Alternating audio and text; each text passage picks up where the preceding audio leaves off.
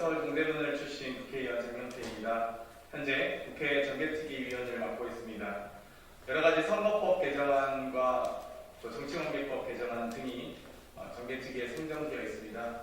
또 이번 6월 1일 지방선거를 앞두고 선거구획정 및 의원 정수 조정 관련된 정말 현안들이 눈앞에 다가와 있음에도 불구하고 정말 많은 국민과 주민들의 그런 선거권과 피선거권을 아직까지 방치한 상태로 국회 정개특위가 공전하고 있습니다. 이 부분에 대한 기자회견을 하고자 오늘 전문간의 소통관에 소개되었습니다. 먼저 참석해 주신 분들 소개해 드리도록 하겠습니다. 민변 전 사무차장이신 김준우 교사님 참석하셨습니다. 참여연대 이지연 사무처장님 참석하셨습니다. YMCA 김경민 총장님 참석하셨습니다. 인천평화복지연대 강주수 상임대표님 참석하셨습니다. 선계련 운영위원이신 박재민 위원님 참석하셨습니다. 여세연 권수연 대표님 참석하셨습니다. 참여연대 김희순 팀장님 참석하셨습니다. 어제 국민의힘이 기초의원 중대선거구제 도입 상정을 반대하면서 국회 정개특위 수위가 무산되었습니다. 국민들 보기 부끄럽고 민망합니다. 오늘 200여 시민사회단체가 한마음으로 정치개혁 입법을 신속하게 추진해달라고 요구하십니다. 국민의힘이 마냥 반대하며 차일피일 미룰 사항이 아닙니다. 이번 대선에서 기득권 양당체제 폐해를 극복하고 다원적 민주주의, 다당제 연합정치를 위한 정치개혁의 국민적 요구를 확인했습니다. 대선 기간 정치 분야 TV 토론에서 현재 당선인과 인수위원장이신 두 분의 발언이 생생합니다. 당시 안철수 후보는 다당제가 가능한 제도로 바꿔야 한다며 중대선거구제, 비례대표제를 꺼내자 윤석열 후보는 오랫동안 중대선거구제를 선호해왔다며 답했습니다. 전 국민께 정치쇼를 보여주신 겁니까? 대통령 집무실 이전은 번갯불에 풍보가 먹듯 추진하면서 정치개혁은 남의 집 불구경하듯 방관하는 것은 명백한 직무유기입니다. 국민의힘은 자아도취에 빠져있는 것이 아닌지 우려스럽습니다. 국민 통합은 자당 이익을 우선하는 것이 아니라 국민 생각을 실천으로 옮기는 것입니다. 정치 이익만 생각하는 망상에서 벗어나 정치 개혁을 추진하는 구상을 즉시 논의해야 합니다. 양당이 나눠갖고 기득권을 유지하는 체제를 기초 의회부터 혁파해 다원주의 체제로의 정치 교체로 나아가야 합니다. 지금 이 시각 정개특위 소위가 진행되고 있습니다. 국민의힘은 국민을 닮은, 시민을 닮은, 주민을 닮은 의회를 만드는데 동참해 주시길 간곡하게 호소합니다. 바로 김준우 변호사님께서 사회권을 이어받아서 기자회견 진행하도록 하겠습니다. 네, 방금 소개받은 민변 김준우 변호사입니다. 오늘 장경태 의원 소개로 기초의회 선거제도 개혁을 촉구하는 204개 시민사회단체 기자회견을 본격적으로 시작하도록 하겠습니다. 애초에 오늘 기자회견에는 정의당 이은주 의원님도 같이 공동 소개 의원으로 기획되었으나 정개특위 1소위가 급하게 오늘 오후 2시에 개최되기로 하면서 다소 넘기드리도록 하겠습니다. 빠르게 좀 발언부터 듣도록 하겠습니다. 먼저 현재 시민사회의 정치개혁에 대한 입장 그리고 이제 관해서 YMCA 김경민 사무총장님의 말씀을 듣도록 하겠습니다.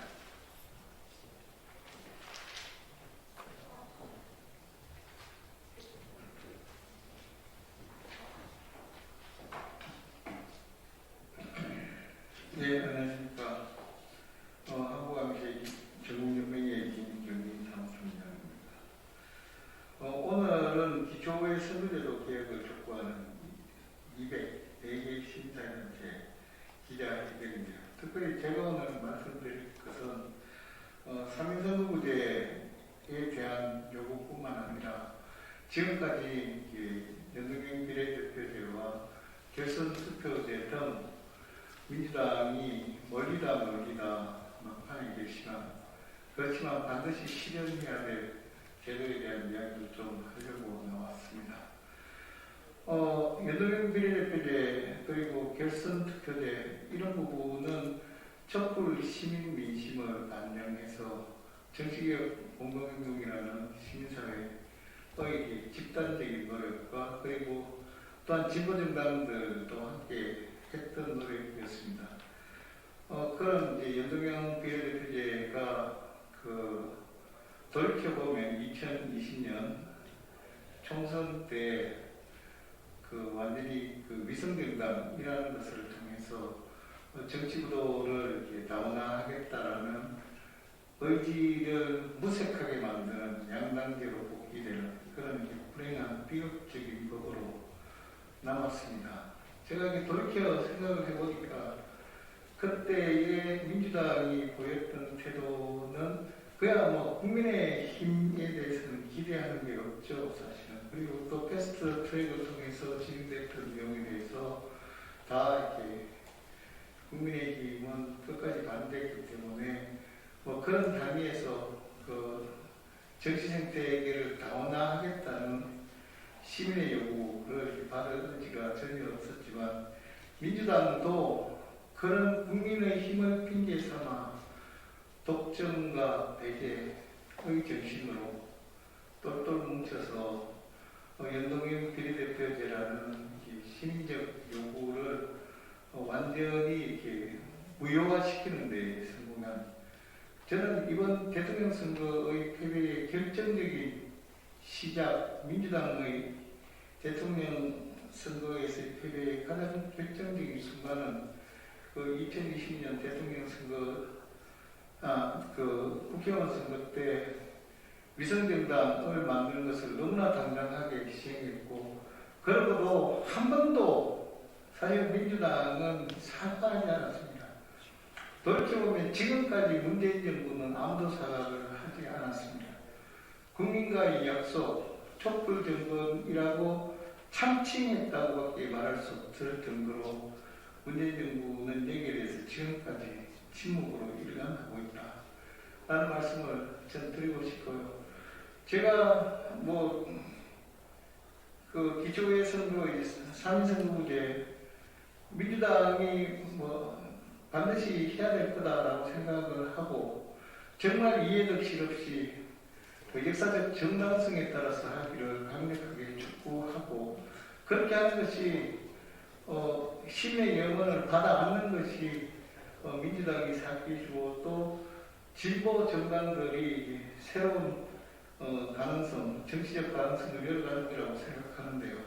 제가 우려하는 것은 이번에 보니까 민주당이 비대위원장을 윤호중 원내대표를 비대위원장으로 삼으셨더라고요. 이분이 2020년도에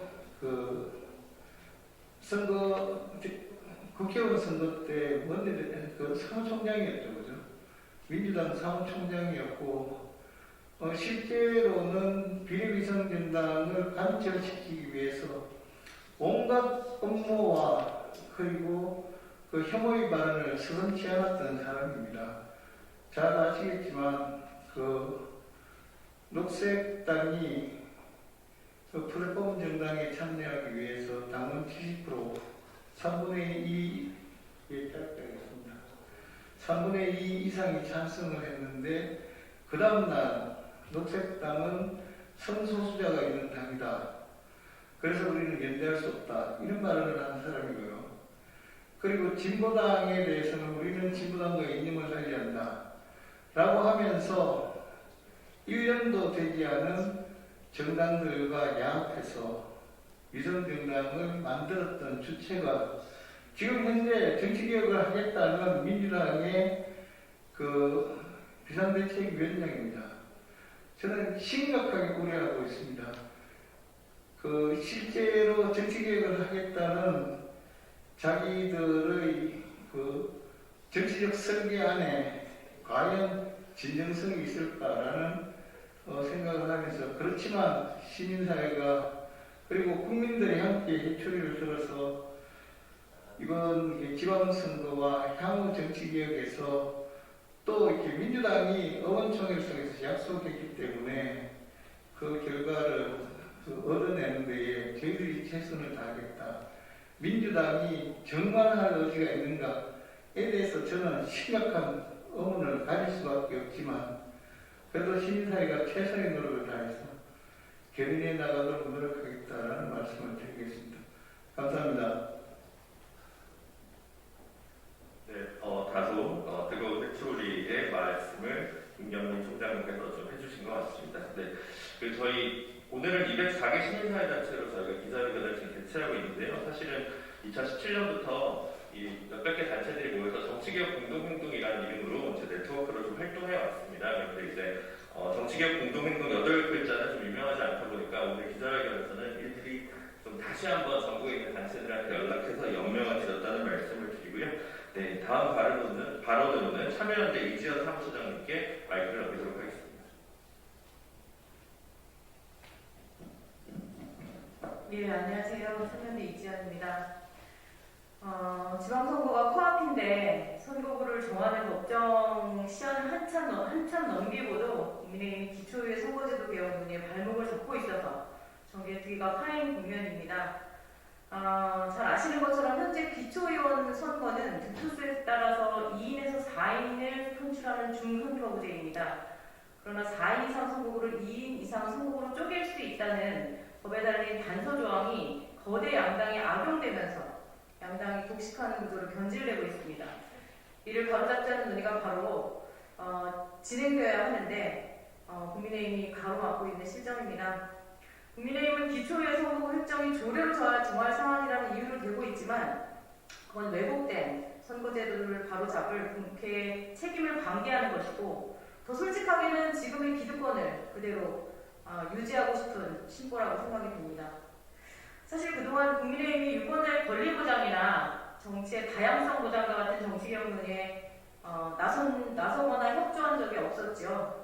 승자독식 선거제도로 인해서 투표의 상당수가 사포가 되고 또 유권자의 표심이 왜곡돼도 이것을 바로잡기 위한 노력에 나선 적이 없습니다. 이번 대선을 거치면서 국민적인 정치개혁에 대한 요구가 더 커진 상황이라고 생각이 듭니다. 다양한 정치 세력이 의회에 진출해서 정치의 다양성을 높이는 게 정치개혁의 오래된 합의인 만큼 국민의힘에 촉구합니다. 기초의 3인 이상 선거구제 도입, 그리고 여성공천 할당제 의무화, 지방의 비례대표 확대 등의 비례성을 높이기 위한 선거법 개정에 전향적인 결단 그리고 협조하십시오. 마지막으로 민주당 역시 늦게나마 정치개혁의 의지를 표명한 만큼 민의를 반영하는 선거제도 도입에 끝까지 책임을 다할 것을 촉구합니다. 이상입니다. 네, 감사합니다. 사실 저희 정치개혁 공동행동에서는 2018년 당시에 2번의 헌법소원을 제기했습니다. 그 당시 헌법재판소 기준으로는 지방의회 선거구, 지역구 선거구 간 인구 편차가 4대1로 되어 있었는데요. 이제 당시 헌법소원 결과 등으로 인해서 헌법 불합치 결정이 나오고 3대1로 이제 기준이 좀 더 엄격해졌습니다. 근데 그 당시에도 이제 저희 그 인천 지역에 있는 시민단체들은 좀 더 주도적으로 헌법소원을 같이 하자고 제기를 했었는데요. 그래서 다음 발언으로는 인천평화복지연대 강주수 대표님 말씀 듣도록 하겠습니다. 반갑습니다. 조금 전에 소개받은 인천평화복지연대 상임대표 강주수입니다. 올해 대선 과정에서 더불어민주당과 국민의힘당은 서로 경쟁하듯이 통합정치, 결선투표제, 연령형 비례대표제, 기초의회 중대선거구제 등 다양한 정치 계획을 제안했습니다. 하지만 대선이 끝난 후 기득권 거대 양당은 정치 계획에 대해서 입을 다무고 있습니다. 기초의원 선거구 획정 문제도 마찬가지입니다. 관련법에 의하면 작년 12월 1일까지 확정되어야 되는데 아직 결정만 펴고 있습니다.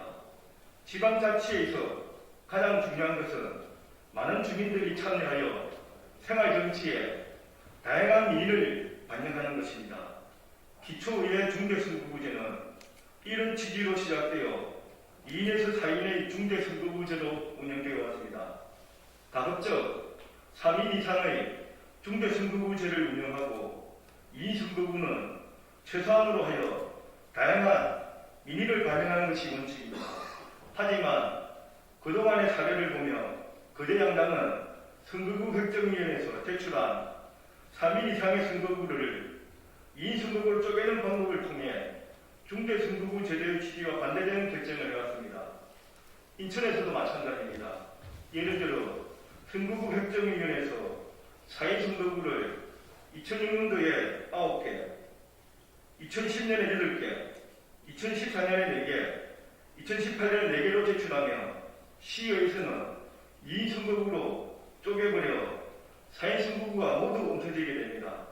이러한 사항은 인천뿐만 아니라 각 지역에서도 비일비재하여 시민단체의 비판을 받아왔습니다. 가장 좋은 선거계획은 지방의원 선출에서도 연도형 비례제를 도입하는 것입니다. 이번 지방선거에서 이 제도까지 도입하기는 어려울 수 있습니다. 하지만 최소한 기초의회 중대선거구 문제는 더 이상 4인 선거구 쪼개기가 없도록 하는 것은 꼭 이루어져야 합니다. 정당 간 이해관계를 넘어서야 합니다. 지방 분권에 있어 소통과 참여, 시민주권을 가장 중요시하는 지금 이때 다양한 시민들의 정치 참여와 시민들의 권한을 더 높여내야 합니다. 이를 위해 기초의원 중대선거구제는 더 이상 양보할 수 없는 중요한 정치개혁 과제입니다. 풀뿌리 정치에서부터 다양한 주민들의 참여와 시민주권을 높여낼 수 있도록 국회와 각 정당이 적극 나설 것을 촉구합니다. 정치개혁의 길에 300만 인천 시민들과 함께 인천평화복지원도 힘차게 함께하도록 하겠습니다. 감사합니다. 네, 끝으로 기자회견문 낭독 있겠습니다. 기자회견문은 여세현 대표를 맡고 계신 권수현 대표님과 그리고 그 선거제도 개혁연대 운영위원이신 박재민 위원이며 두 분께서 해주시겠습니다. 네, 선거제도 개혁연대 운영위원 박재민입니다. 기자회견문을 낭독하겠습니다. 국민의힘은 기초의회 선거제도 개혁에 조속히 동참하라. 제8회 전국 동시지방선거가 눈앞에 다가왔다. 1991년 부활한 지방자치제도는 안타깝게도 아직 많은 국민들의 응원과 지지를 충분히 받고 있지는 못하다. 지방자치제도가 충분히 신뢰받지 못하는 것에는 선출직 공직자들의 부패 비리, 충분치 못한 지방분권 등의 요인도 작용하지만 가장 근본적인 문제는 지방선거제도가 갖는 극도의 불비례성으로 인하여 민의가 왜곡되고 있다는 데입니다. 풀뿌리 민주주의의 근간이 되는 지방의회 선거는 국회의원 선거보다도 더 심각한 불비례성이 노정되어 있으며 이로 인하여 시민의 지방자치에 대한 불신이 더욱 심화되고 있다. 특히 현재 지방의회의 가장 근간이 되는 기초의회 선거에서 현행 공직선거법은 2인 내지 4인의 중선거구제를 채택하고 있지만 선거구 획정 과정에서 2인 선거구가 주를 이루고 있어서 심각한 불비례성과 거대 정당의 독점을 초래하고 있다. 2018년 제7회 전국 동시지방선거를 기준으로 거대 양당은 전국적으로 90%가 넘는 기초의회 의석을 점유했다. 2018년 당시 국회는 다당제였으며 당시 각 당의 지지율을 고려하면 사실상 당시 두 거대 정당이 지지율보다 훨씬 많은 초과 의석을 차지한 것이었다. 바꿔 말하면 기초의회에서 소수 정당의 의석에는 체계적으로 배제된 셈이었다. 시민사회와 학계에서는 현행 기초의회 선거에서 중대선거구제의 장점을 살리려면 3인 이상 선거구로의 개편만이 비례성을 개선할 수 있다고 평가해왔다. 오늘 기자회견에 참여한 시민사회단체 역시 동일한 입장을 오랫동안 견지해왔다. 우리는 제8회 전국 동시지방선거에서 기초의회의 중대선거구가 실질화되어서 비례성이 개선될 수 있도록 국회의 신속한 논의와 결단을 촉구한다. 다행스럽게도 현재 21대 국회에서 정의당 이은주 의원은 기초의회를 3인에서 5인 선거구로 하는 법안을 발의한 바 있고 더불어민주당의 경우 김영배 의원이 3인에서 4인 선거구를 기본으로 하는 법안을 발의했으며 윤호중 원내대표 겸 비대위원장은 3인에서 5인 선거구로의 법률 개정에 찬성 입장을 언론에 천명한 바 있다.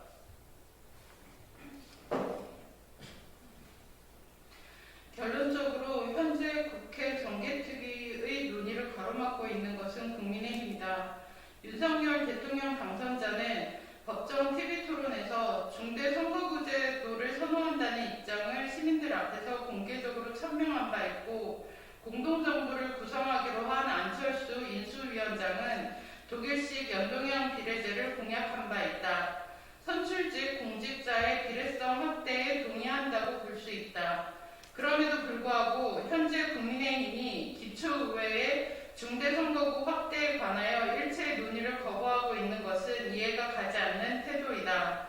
주지하다시피 이번 국회 정개특위가 구성된 것은 헌법재판소가 지방의회 선거의 비례성을 개선하라는 취지의 헌법 불합치 결정을 내린 데서 비롯된다. 비례성 개선은 단순히 지역 선거구 간의 인구 편차를 감축하는 것에서 달성되지 않으며 민의를 그대로 반영할 수 있는 선거제도 구축이 동반되어야 한다. 이를 위해 국회는 3인 이상 중대 선거구제를 확대하고 여성공천 할당제를 의무화하는 등 지방의회의 비례성을 확대하기 위한 구체적인 입법 노력을 기울여야 한다. 사회의 다양한 세력의 의회 진출 등 대표성과 다양성 확충을 위하여 비례대표 의석수를 확대해야 할 것이다. 시간이 얼마 남지 않았다. 현재 국회 정개특위 논의가 공전되어 지역구 획정 절차가 지연되고 있으며 이로 인하여 시민들의 참정권이 실질적으로 훼손되고 있다. 우리는 한시 바삐 국회가 비례성을 최대한 개선하는 선거제도 개혁 입법을 통하여 제8회 전국 동시지방선거에서 시민의 얼굴을 닮은 지방의회가 구성되어 지방자치의 활성화와 시민들의 지방자치에 대한 신뢰가 재구축될 수 있기를 염원한다. 이를 위해서는 모든 원내 정당들이 당리 당략보다 지방의회가 신뢰를 얻는 방법에 기초한 열린 태도로 입법을 추진해야 할 것이다. 특히 현재 기초의회 비례성에 관하여 모르쇠로 일관하고 있는 국민의힘의 근본적인 성찰과 방향 전환이 필요함은 물론이다. 만약 국회 정개특위가 인구 증감과 헌법재판소 결정에 따른 단순한 선거구 조정에만 그친다면 그것은 다시 민의를 왜곡하는 일이자 거대 양당의 기득권 지키기의 반복이 될 것이다. 우리는 오늘의 기자회견을 시작으로 국회가 이러한 횡포를 반복하지 않도록 최선의 노력을 다할 것이다. 2022년 3월 22일 204개 시민사회단체 활동. 네, 이것으로 저희 204개 시민단체 정치개혁 운동의 중심으로 한 기자회견을 마치고요. 다소 민주당에 대한 많은 쓴소리에도 불구하고 처음부터 끝까지 자리를 지켜주신 장경태 의원님께도 감사의 말씀을 드리겠습니다. 이상 마치겠습니다. 감사합니다.